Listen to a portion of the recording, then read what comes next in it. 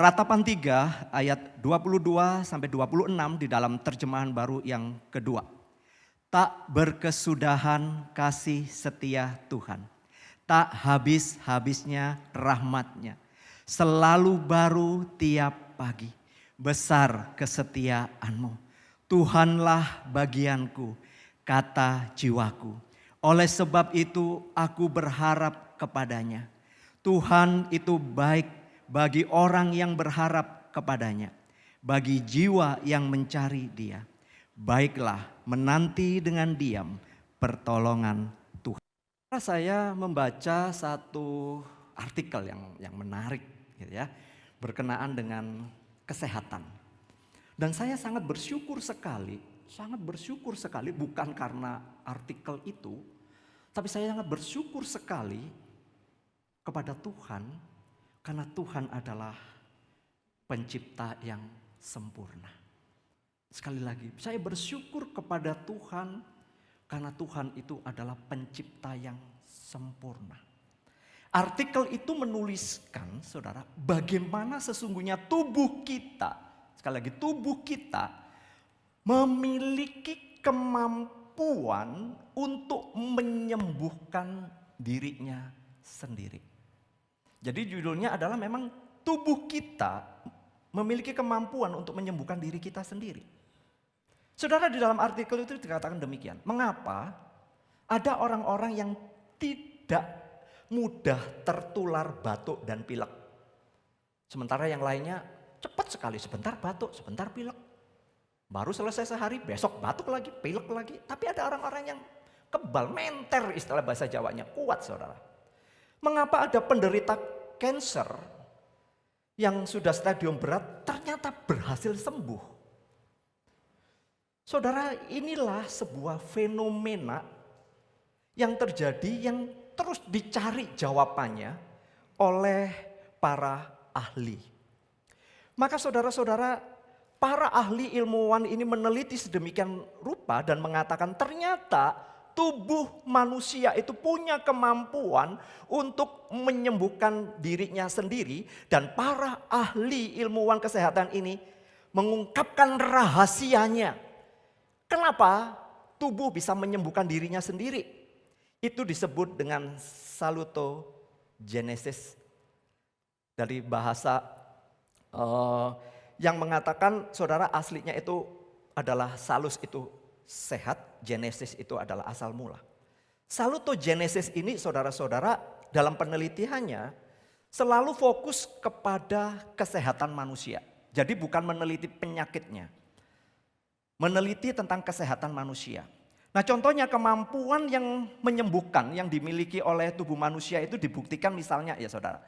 Ketika kita jatuh ya, buah gitu ya. Istilahnya beset semua ya, lecet-lecet semua. Kan berdarah saudara. Di dalam tubuh kita punya kemampuan untuk yang namanya membangun, mereparasi kembali sel-sel yang rusak. Perhatikan, ketika kita jatuh keluar darah, dalam hitungan mungkin setengah jam atau apa, kemudian mengering, betul? Mengering, perlahan-lahan mengering, lalu kemudian sembuh saudara. Sel-sel yang rusak tadi itu saudara, luka yang mulai hilang kemudian dia bisa menyambung kembali dan kemudian pulih. Maka saudara-saudara di dalam penelitiannya, kenapa ketika orang sedang mengalami stres, ketika seseorang mengalami stres, tubuh akan memproduksi lebih banyak yang namanya kortisol. Dan itulah yang menyebabkan sistem kekebalan tubuh manusia menjadi menurun. Maka nggak heran ya, orang yang stres, gampang sakit. Sakitnya macam-macam bisa. Karena apa? Memang ada ya di dalam cairan tubuh manusia yang memang dari sonoknya itu ada kortisol. Yang itu kemudian melemahkan sistem kekebalan tubuh. Akibatnya saudara-saudara orang itu akan mudah sakit, tertular penyakit. Jadi saudara kita memahami kalau kita stres udah pasti ya. Saudara akan mengatakan iya benar. Sebaliknya, jika orang itu mulai rileks,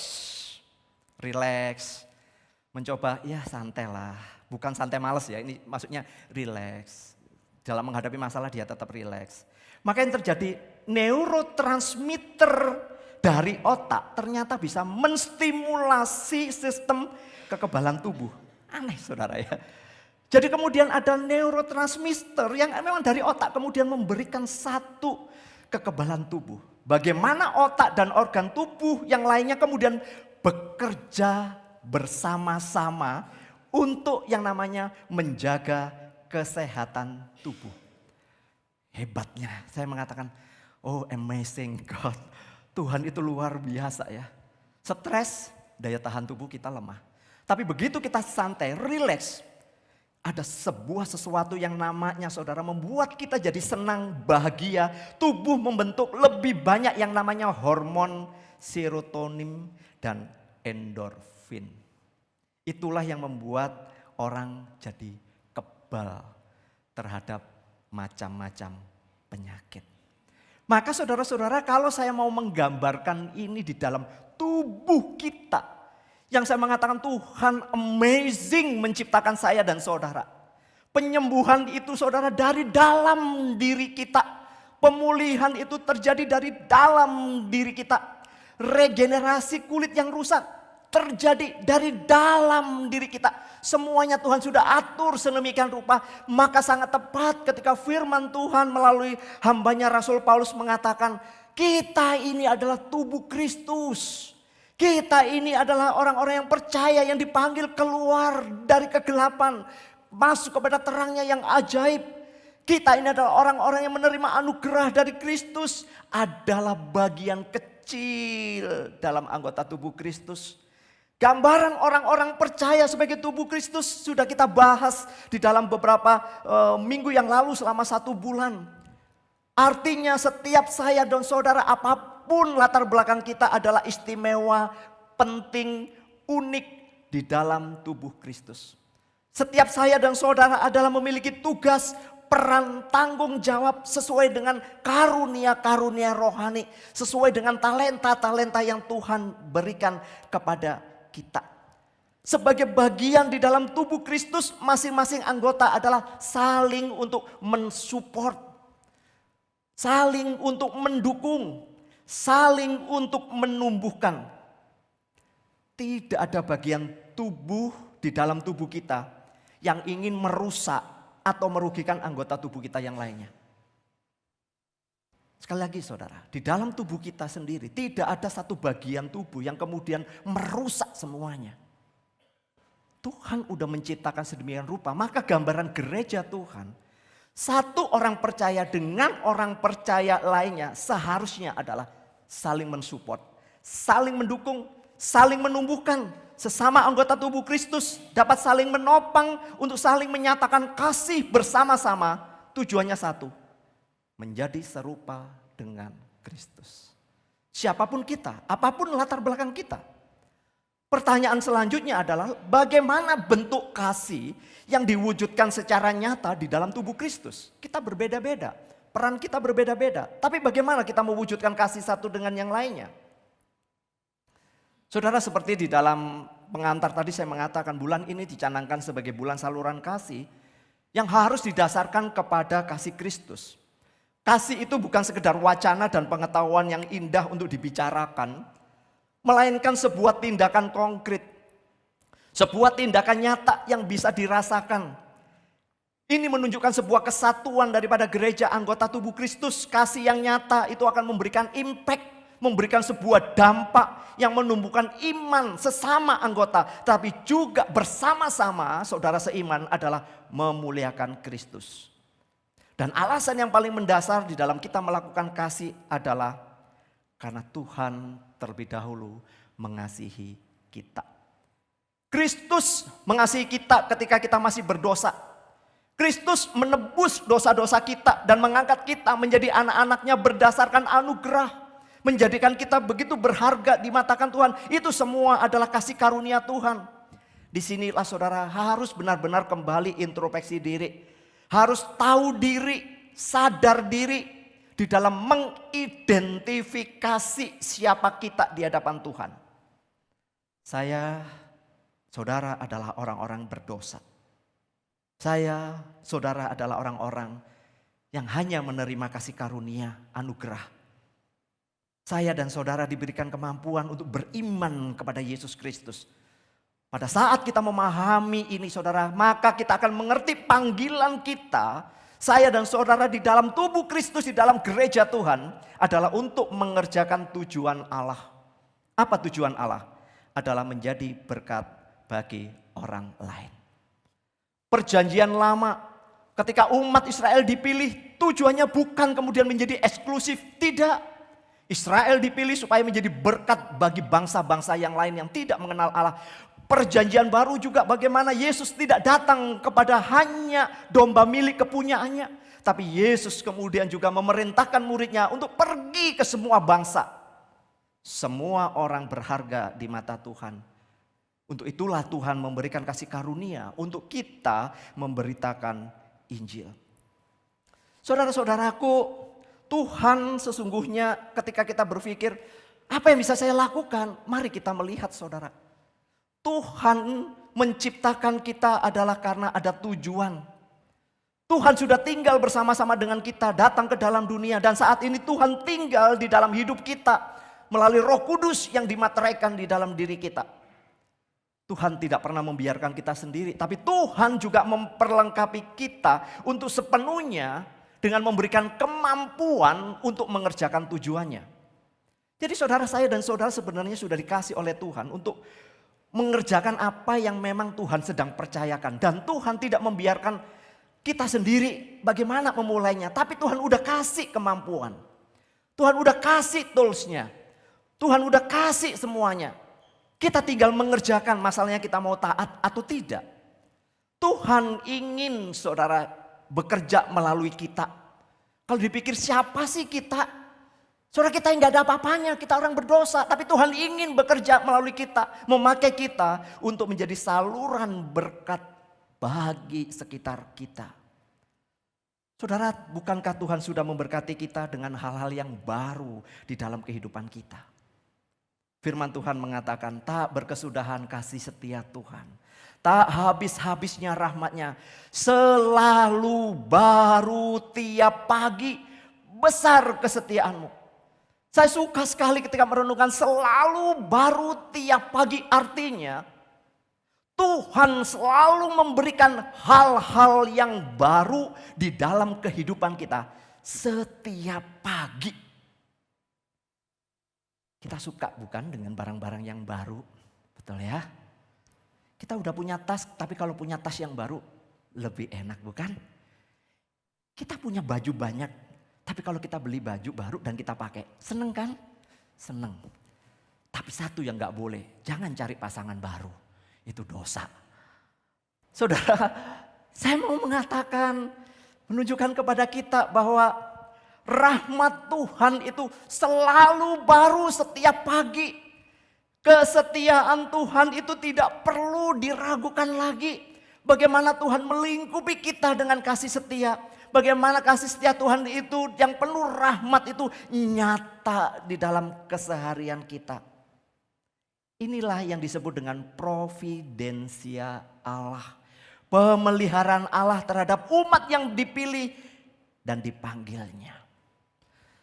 Saudara, pada waktu tadi pagi saudara bangun dari tidur membuka mata. Apa yang saudara pikirkan? Apa yang ada di dalam benak kita? Mungkin saudara mengatakan, oh agendanya hari ini aku akan ke gereja. Oh hari ini akan ada acara di gereja. Saudara tahukah bahwa sesungguhnya kita tidak pernah tahu apa yang akan terjadi dengan hari esok. Pada saat kita malam menutup mata kita istirahat dan kita bangun pagi. Saudara, begitu kita membuka mata, kita tahu bahwa ini adalah hari yang baru yang Tuhan jadikan kepada kita. Pada waktu kita bisa bangun dan melakukan aktivitas dan pergi ke gereja, semua ini adalah berkat daripada Tuhan. Di dalam kasih karunia-Nya saudara, kita mempunyai keyakinan, mempunyai pengharapan. Bahwa saudara-saudara, Kristus yang begitu setia tidak pernah meninggalkan kita. Bahkan firman Tuhan mengatakan tidak ada satu apapun yang di dalam dunia ini yang sanggup memisahkan kita dari kasih Allah. Kasih setia Kristus kepada kita tidak pernah berhenti. Rahmat daripada Kristus tidak pernah berakhir. Setiap pagi selalu baru. Itulah menunjukkan rahmat Tuhan yang baru. Itulah menunjukkan bukti kebesaran Tuhan. Itulah menunjukkan bukti daripada kesetiaan Tuhan. Saudara jangan pernah berpikir bahwa kalau saudara bangun pagi, kemudian bisa ke gereja, saudara mengatakan ini hokiku. No, bukan hoki saudara. Bukan karena aku minum vitamin terus aku sehat jadi aku masih hidup. Tidak ada seorang pun yang tahu apakah dia bisa melanjutkan hidup pada hari ini atau tidak. Hanya Tuhan yang tahu. Tetapi kita tahu bahwa kalau hari ini saya masih hidup, bukan karena saya, bukan karena kekuatan saya, tetapi karena rahmat Tuhan. Kalau yang lalu saya sakit misalnya, kalau yang lalu saya punya pergumulan, tapi hari ini ketika saya bisa datang ke gereja, semua ini adalah berkat Tuhan yang baru. Ingat saudara, kasih karunia Tuhan, berkat Tuhan selalu menghadirkan hal-hal yang baru di dalam hidup kita. Maka disinilah saudara-saudara kita harus paham kembali, memahami untuk mengerti bahwa tujuan hidup kita adalah Tuhan dan menjadi berkat. Nah ini saya mau jelaskan, seringkali kalau kita ngomongin berkat dan kemudian menjadi berkat, selalu konteksnya adalah masalah berkat finansial. Misalnya berkat keuangan, materi, keuntungan atau kesehatan. Saudara sekali lagi terlalu sempit kalau kita memahami definisi berkat itu hanya dari sosok materi, uang, harta benda atau kemudian hanya sebatas kesehatan. Atau nggak ada masalah lalu kita mengatakan ini berkat Tuhan. Terlalu sempit saudara, terlalu sempit. Ketika mengatakan berkat Tuhan itu terlalu banyak saudara. Tuhan itu memberikan kepada kita itu luar biasa secara utuh. Apapun di dalam kehidupan kita, tadi saya mengatakan di dalam tubuh kita ini luar biasanya Tuhan menciptakan kita. Tapi saudara-saudara kita selalu berpikir bahwa saya baru bisa mau menjadi berkat bagi orang lain. Saya mau menolong orang lain kalau keadaan saya sudah melimpah atau minimalnya lah saya berkecukupan. Selalu kita berpikir begitu. Kita masih sering melihat bahwa diri kita ini masih kurang dan kurang. Dan itulah yang menjadi alasan bagi kita untuk tidak melakukan apa-apa di dalam kita menjadi berkat orang lain. Saudara seringkali kita bergumul dengan pergumulan kita sehingga kita juga nggak melakukan apa-apa karena kita mengatakan aku sendiri bergumul loh, aku ini sudah stres kok ngurusin orang lain. Saudara lihat satu bagian kebenaran firman Tuhan yang menarik. Bahwa sesungguhnya saudara-saudara pertanyaan itu mungkin bagi saya wajar saja ketika saudara mengatakan kehidupan saya masih belum banyak berkat Pak, bagaimana saya mau memberkati orang lain. Saya masih banyak masalah-masalah, sulitlah saya untuk menjadi berkat.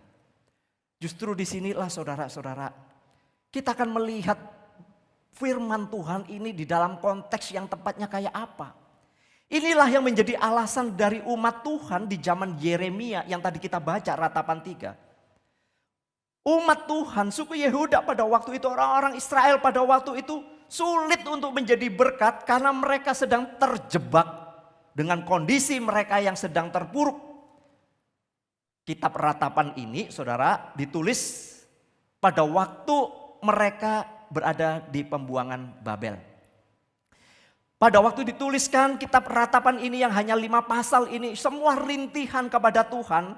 Karena mereka berada di dalam titik terendah iman mereka.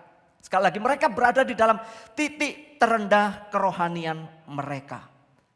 Mereka dibuang ke Babel dan mereka kehancuran Yerusalem terjadi pada waktu itu. Tepatnya tahun 586 sebelum Masehi Yerusalem dihancurkan. Orang-orang di Yerusalem dibuang ke Babel dan disinilah saudara. Di tengah keterpurukan, sekali lagi di tengah keterpurukan umat Tuhan. Tuhan tidak membiarkan. Di tengah-tengah 5 pasal semuanya berupa rintihan kepada Tuhan. Tapi kemudian Tuhan hadir. Tuhan memberikan kekuatan. Tuhan memberikan penghiburan. Tuhan mengingatkan umatnya bahwa kasih setia daripada Tuhan tetap ada. Rahmat Tuhan selalu baru. Saudara bayangkan kondisinya mereka terpuruk, mereka bingung dengan kehidupannya. Mereka terus berputar-putar dengan masalah yang mereka hadapi. Tapi pada waktu mereka diingatkan oleh janji Tuhan ini, mereka kemudian kembali fokus kepada Tuhan. Dan kita melihat janji Tuhan berikutnya, saudara, mereka setelah 70 tahun dibuang, mereka boleh dikembalikan lagi pulang ke Yerusalem. Saudara, tidak dapat dipungkiri memang ketika seseorang di dalam keadaan terpuruk memang akan sulit untuk menjadi berkat bagi orang lain. Sulit saudara untuk mau menjadi penolong bagi orang lain. Sebab apa? Sebab fokus dan orientasi orang itu hanya tertuju kepada masalahnya, kepada penderitaannya yang sedang ia alami. Seperti tadi saya mengatakan, buru-buru mau bantu orang lain, masalah sendiri aja udah pusing, udah bikin stres. Orang-orang Yehuda pada waktu itu sama, saudara, panggilan mereka tetap. Mereka harus menjadi berkat, tapi mereka mengatakan, Tuhan bagaimana kami menjadi berkat? Kami terpuruk, saat ini kami dibuang, kami menderita. Tuhan berkata, tak berkesudahan kasih setia Tuhan. Tak habis-habisnya rahmatnya, selalu baru. Disinilah saudara memunculkan kembali titik terang pengharapan itu. Menemukan kembali bagaimana identitas mereka sekalipun mereka di dalam keadaan terpuruk.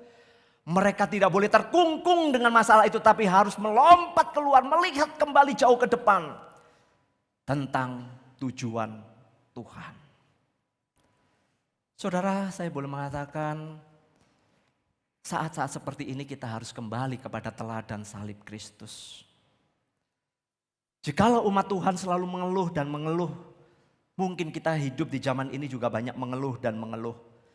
Tapi saat-saat seperti ini mari kita belajar dari teladan kasih Tuhan Yesus sendiri.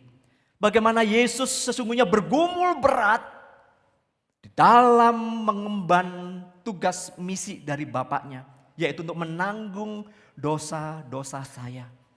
Dosa saudara. Menanggung hukuman kita semua orang-orang berdosa.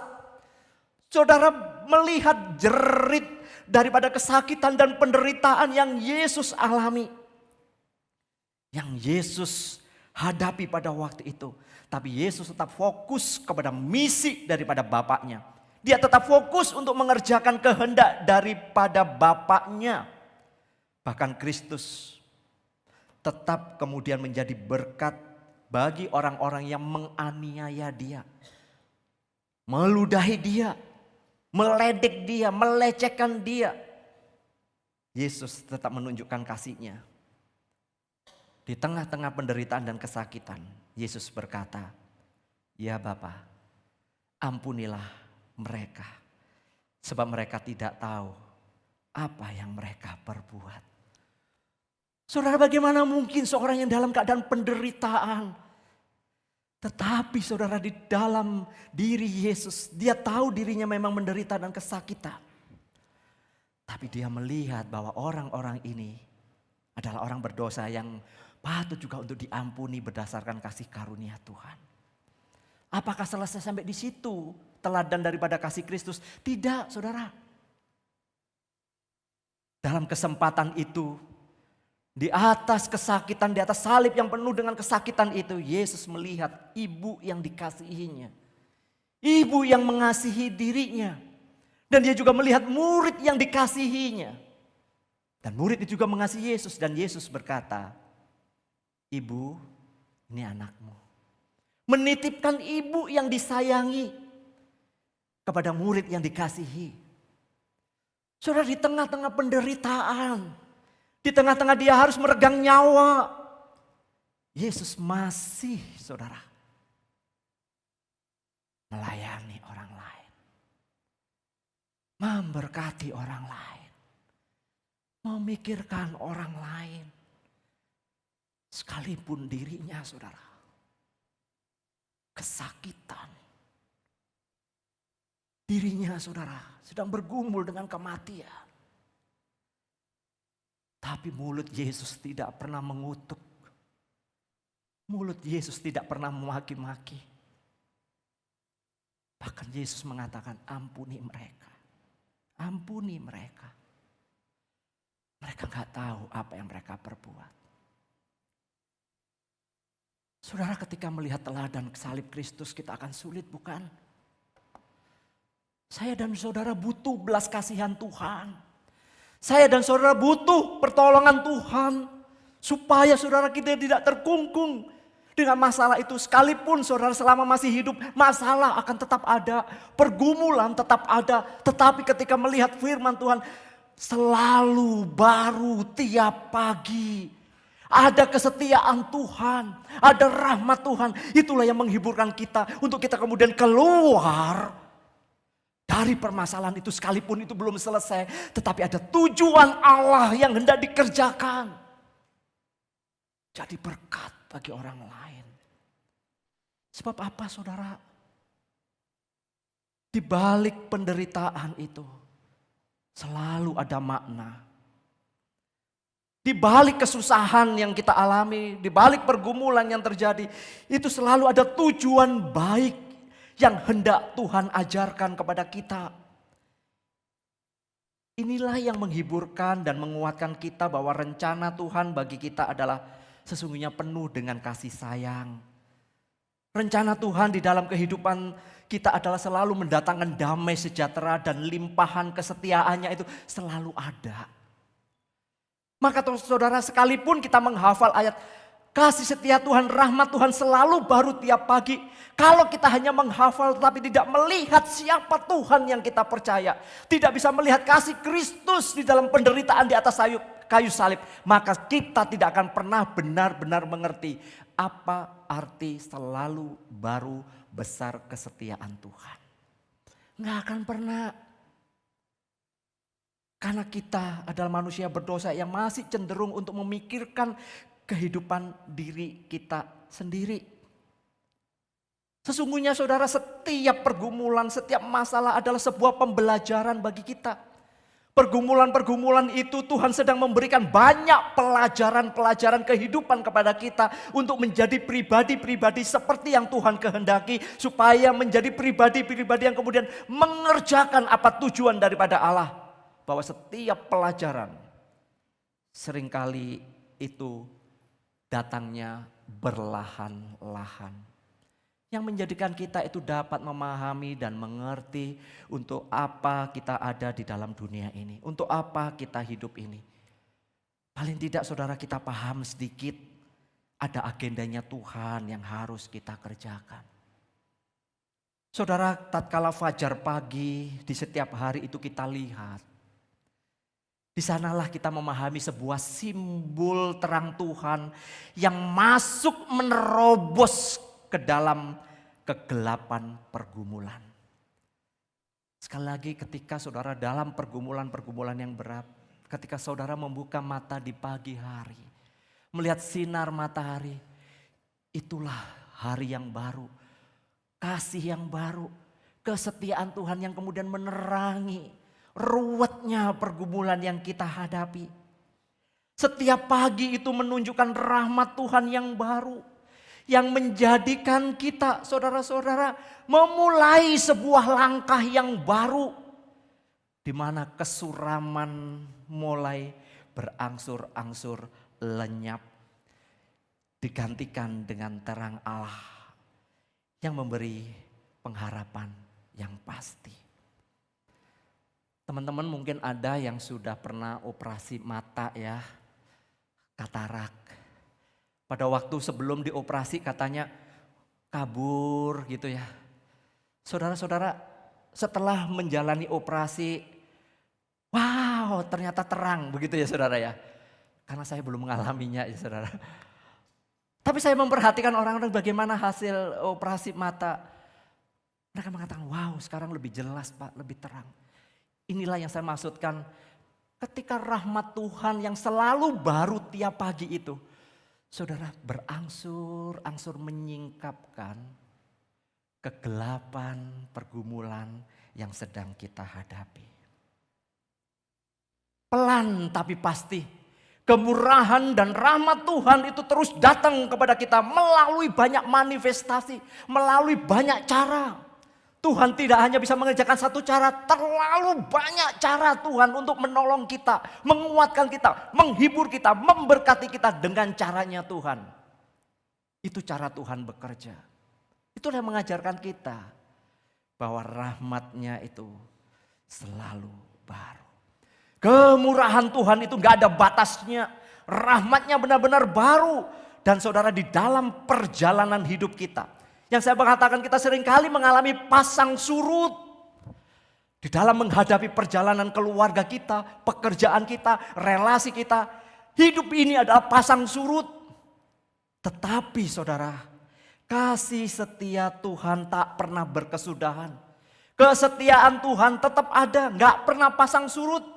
Belas kasih Tuhan selalu tersedia setiap hari, setiap pagi. Kita aja yang seringkali nggak bisa melihat kasih setia Tuhan. Allah itu tetap setia di setiap musim kehidupan kita.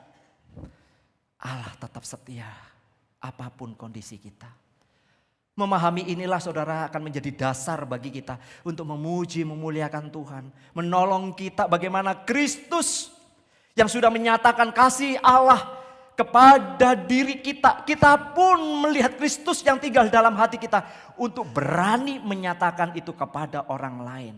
Menjadi berkat bagi orang lain. Dengan kata lain, berkat dan kasih setia Tuhan itu gak pernah usang. Itulah alasan dan dasar bagi saya dan saudara untuk hidup bagi Tuhan. Dan mempersembahkan hidup bagi kemuliaan Tuhan. Saudara, saya akan menutupnya dengan satu kisah. Kisah nyata. Seorang yang bernama Thomas Obadiah Chisholm. Yang lahir tahun 1866, meninggalnya 1960. Siapa dia? Thomas masa mudanya itu sering sakit-sakitan. Sehingga ia gak bisa maksimal saudara. Ketika dia sekolah, ketika dia bekerja, ketika dia kemudian melayani, semua gak maksimal. Karena memang dia sakit-sakitan saudara. Keluarga Thomas adalah keluarga yang sangat miskin.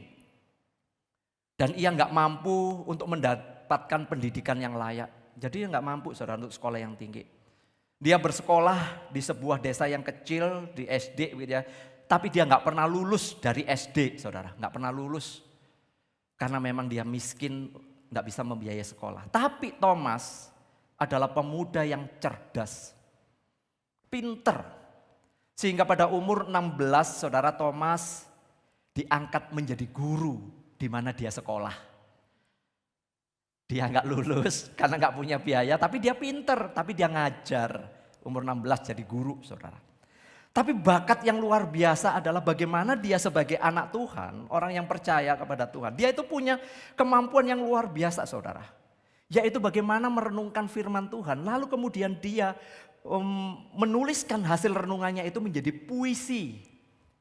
Sehingga kurang lebih pada waktu itu ada 1.200 puisi yang dihasilkan oleh Thomas, yang kemudian itulah yang menjadi penghasilan dia karena puisi-puisi dia dimuat di halaman-halaman media surat kabar pada waktu itu. Dan salah satu puisi yang paling terkenal, yang menjadi bestseller dari zaman ke zaman sampai saat ini adalah yang berjudul Great is Thy Faithfulness. Yang tadi kita nyanyikan KPPK 66. Besar setiamu, besar setiamu. Saudara, great is thy faithfulness. Menjadi bestseller pada waktu itu karena saudara dia mengatakan demikian. Kenapa kamu menuliskan puisi ini? Dia mengatakan, saya menuliskan kebesaran Tuhan ini karena saya sadar. Sadar akan kesetiaan Allah yang saya rasakan setiap hari.